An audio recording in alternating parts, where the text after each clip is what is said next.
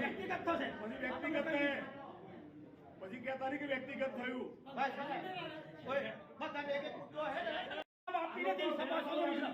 એટલે કોઈ એવું નહીં સમજો કે મારા બાપની બાલી કિસ્સા આ તમને જાહેરમાં કહી દેવામાં આવે છે સામે બતાવો તમે અહીંયા બેઠા છો તો મોરના કારણે તમે મોર બન્યા તો પીછોના કારણે બન્યા છો મિસ્ટર એવી કોઈ વાત નહીં કરવાની કોઈ અને સભાસદોને તમે કોઈ પણ અરજી આપો જવાબ કેમ નથી આપતા જવાબ આપવાનો લેખિત જવાબ આપવો જ રહ્યો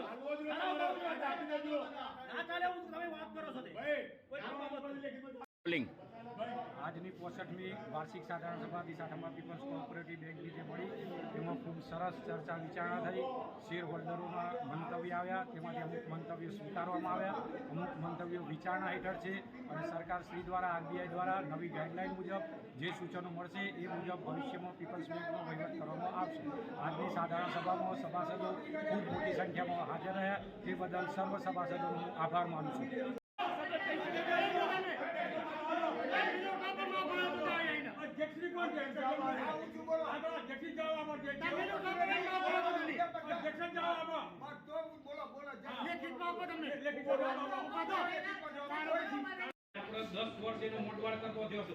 માધુપુરા બેંકમાં આપણા 60 લાખ રૂપિયા ગયા હતા.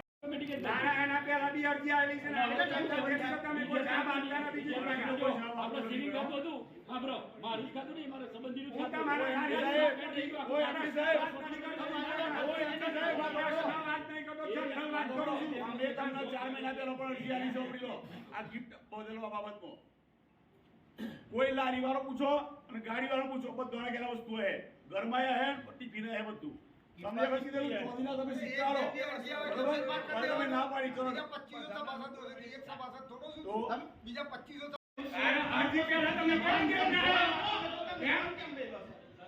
લોન ની વસૂલાત કરી લો છે માસ મળી જાય તો એ તો એને હોય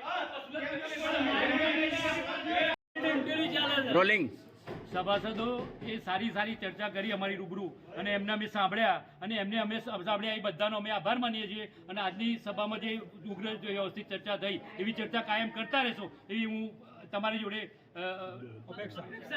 અપેક્ષા રાખું છું. અને આજની હું managing director Sathamba people's cooperative bank લિમિટેડના બાજુમાં અમારો ઉભા છે ચેરમેન શ્રી વિરેન્દ્ર આરસ્યા.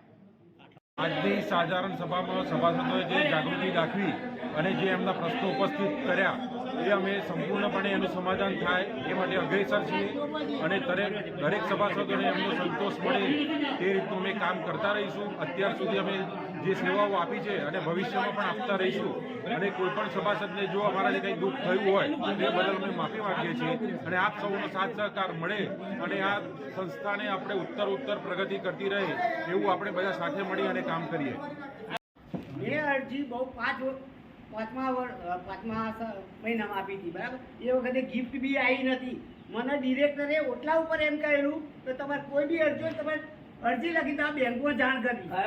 જામીનદાર બને હોય કોઈ માણસ એને માનસિક રીતે બેંક ટાઈમ પછી પણ ફોન કરીને પરેશાન કરવાનો એવું કેમ? મારી જોડે સંભળાવું બધા રેકોર્ડિંગ. મેનેજર મને ફોન કરું છું 5 વાગ્યા પછી 6 વાગે. એમને કયો અધિકાર છે 6 વાગે ફોન કરવાનો? મારી પાર્ટીએ તમે કઈ પ્રમાણે પૈસા ભર્યા શું નથી ભર્યા? જવાબ આપો. બહુ હડે મને નથી ભર્યા મને તો કેમ